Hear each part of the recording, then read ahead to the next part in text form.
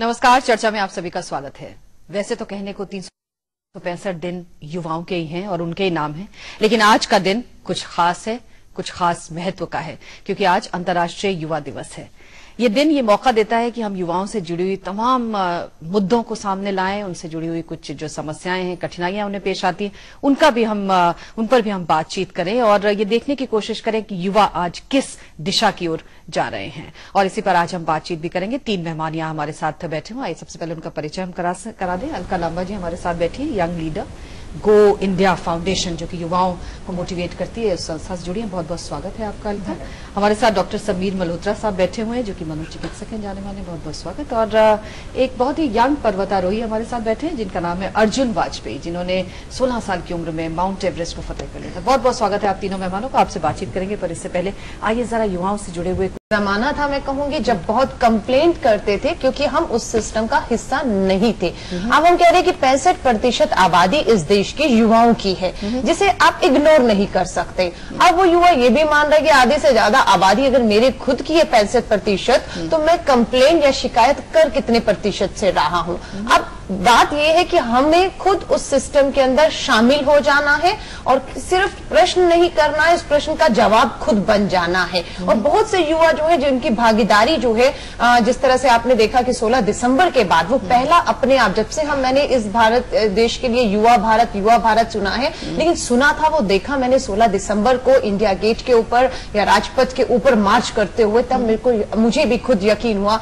हाँ ये देश जो है युवाओं का है, जो घर पे नहीं बैठ रहा, जो सिस्टम को सिर्फ क्रिटिसाइज नहीं कर रहा, वो सिस्टम का हिस्सा भी बनकर उसमें एक बदलाव चाहता है। लेकिन हकीकत ये है कि इस 65% आबादी के ऊपर जो बाकी की आबादी है, वो अभी भी हावी है। वो हावी इसलिए है क्योंकि जो सिस्टम में अभी भी 65% के अलावा के लोग अभी भी जो फोकस्ड है ना, वो अपने फैसले लेना चाहता है, लेता भी है, लेकिन कई बार हमने देखा है कि इस चक्कर में वो पटरी से उतर भी जाता है। तो ये जो पटरी से उतरना है उसको, क्योंकि अपनी पटरी पर बने रहना है, इसमें आप क्या ऐसी चीज पाते हैं? देखिए, सबसे पहले तो पटरी कौन तय करता है? पटरी वो युवा खुद तय करता है, और कहीं ना कहीं पटरी सिस्टम भी तय करती है, और वो कितनी स्मूथ पटरी है जिसपे वो चल पाता है। आप ये देखिए, आजकल पिछले कुछ सालों से हम देखते हैं सुर्खियां होती हैं अखबारों में, जहां पर 12वीं छात्र के बच्चे जो हैं अपने आप को खत्म कर लेते हैं, क्योंकि इसलिए कि हमारे पास सीट्स की कमी है, हम उन्हें अपॉर्चुनिटीज नहीं दे पाते हैं।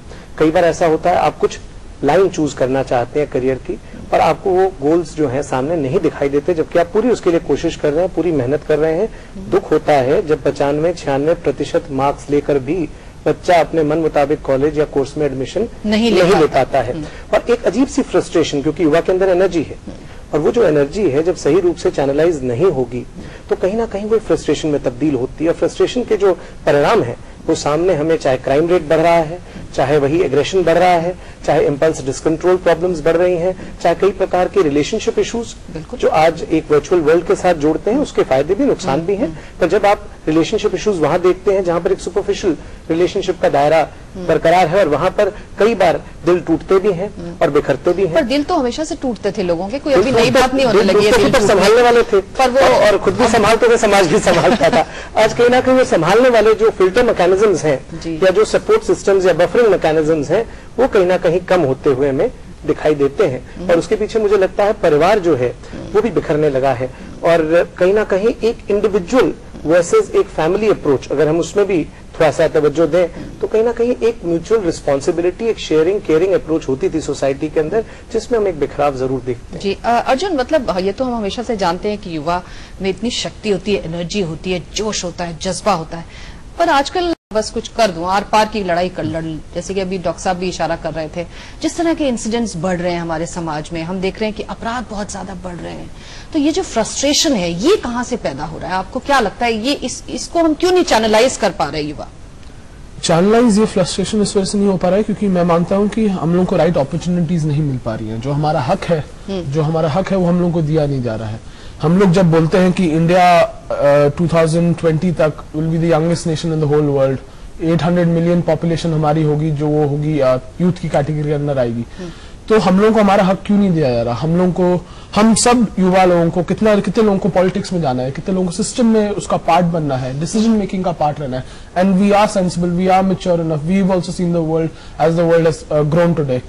तो जब हम लोगों को इतनी नॉलेज है, हम लोगों को वोटिंग का हमारा हक दिया जाता है, तो हम लोगों को डिसीजन मेकिंग में क्यों नहीं शामिल किया जाता है?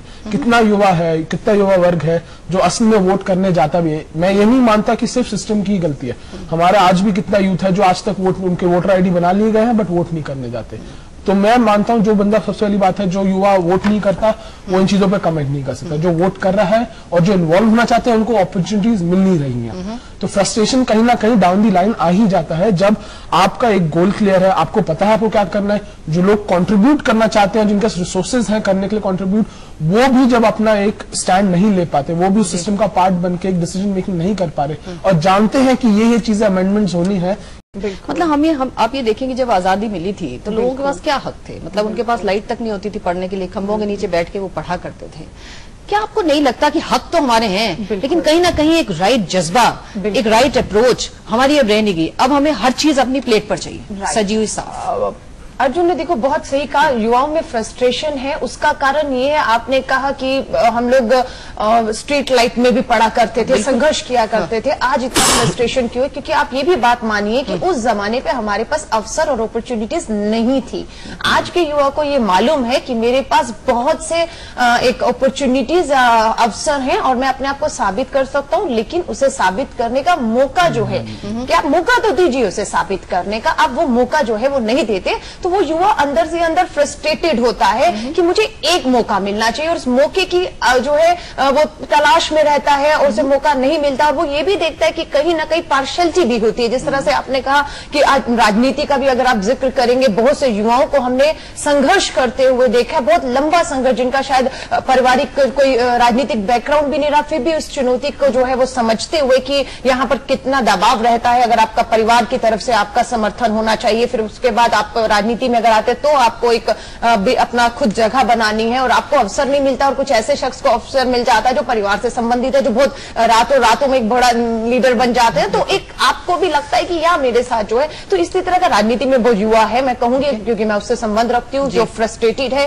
जिसे लगता है कि मेरा अवसर, मेरा हक मारा जा रहा है। मतलब कहीं ना कहीं अवसरों में जो समानता है वो नहीं मिल पा रही है। छोटा सा ब्रेक लेंगे, लेकिन ये जो बात मैंने पहले उठाई थी कि तश्तरी में सब कुछ चाहिए आपको, आप चाहते हैं कि एक चांदी का चम्मच लेकर आप पैदा हो, ये मनस्थिति भी बढ़ रही है। डॉक्टर साहब से इसके बारे में बात करेंगे, छोटा सा ब्रेक लेंगे, आप देखते रहिए चर्चा में। बदलाव, बहुत बड़ा बदलाव आया है हर क्षेत्र में।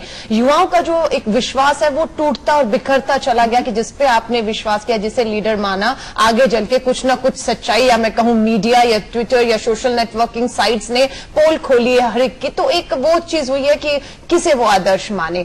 तभी मैंने अभी पीछे ट्विटर में भी कहा कि किसी दूसरे की राह चलकर तो मंजिल अपनी कैसे पाएगा। तो बात यह है कि आज के युवा को अपनी राह जो है वो खुद बनानी है, अपने आदर्श, अपनी लाइनें खुद ड्रॉ करनी है और उस पे चलकर अपनी मंजिल को जो है वो हासिल करना। और ये भी सबसे बड़ी चुनौती है कि सामने एक लीडर होता था, एक रास्ता दिखाता था, हम चलते थे और मंजिल तक पहुंचते थे, लेकिन यहाँ के युवाओं का अपनी मंजिल, अपने सपने हैं और अपने रास्ते उसे बनाने होंगे। तो डॉक्टर साहब जैसे कि अभी कह रहे हैं कि आइडल्स ही नहीं है, ऐसा लगता है आज के युवाओं को उस तरह के आइडल्स नहीं है, उसकी वजह से उसके पास कोई रोल मॉडल उस तरह का नहीं उसे नजर आता। बिल्कुल सही बात है। और जब आप देखते हैं कई सुर्खियों में करप्शन के इश्यूज देखते हैं, बड़े बड़े ओहदे पे अच्छे परिवारों से लोगों को जब आप देखते हैं इस तरह की गलतियां करते, तो कहीं ना कहीं विश्वास टूटता है और कहीं ना कहीं हमें आइडेंटिफाई करना पड़ता है, आइडेंटिटी खोजता है यूथ जो है। वो आइडेंटिटी शायद कहीं ना कहीं बिखरती है जब समाज में उसको इस प्रकार के थपेड़े मिलते हैं। तो मुझे लगता है बचपन से लेकर बड़े होने तक जो नींव रखता है समाज, कहीं ना कहीं उसमें कुछ बदलाव की जरूरत है। और वो बदलाव जो है घर से शुरू होता है, सिस्टम से शुरू होता है, सिस्टम्स के बदलाव से, और कहीं ना कहीं इस मानसिक सोच से बदलाव आता है कि हाँ, इन्हें भी हमने पार्टिसिपेट करवाना है, क्योंकि आगे चलकर यही हमारी धरोहर है। जी, एक छोटा सा ब्रेक लेंगे और इस पर भी बात करेंगे कि जो ग्रामीण युवा हैं और जो शहरी युवा हैं, उनकी सोच समझ में भी काफी कुछ असमानता नजर आती है। क्यों